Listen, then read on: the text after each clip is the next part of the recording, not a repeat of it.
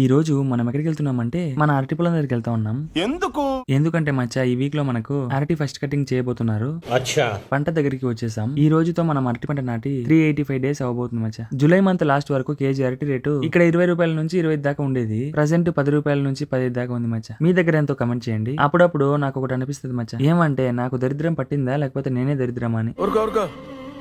ఎద్దులో ఉన్న ఏడిస్తే దరిద్రంగా ఉంటది. కాదు మచ్చా, ప్రతి పంటలోనూ పంట చేతికి వచ్చేదాకా రేట్లు బానే ఉన్నాయి. ఇంకా దగ్గరలో ఫస్ట్ కటింగ్ చేద్దాం అనేసరికి గుడిచిపోతాయి మచ్చా. వీటిని అన్నిటిని చూసి ఒకసారి ఆపేద్దామా అనిపిస్తుంది, కానీ ఆపలేము. ఎందుకంటే మనకు తెలిసింది పండించుడు మాత్రమే. ఈ డైలాగ్ ని నువ్వు వినేసి అన్నా నువ్వు ఎలాగైనా బిగ్ బాస్ కి వెళ్ళాలన్నా అని కమెంట్ చేయదు మచ్చా. అదొక ఎర్రిపూ షోరా, దాంతో నాకు లింక్ పెట్టకండిరా.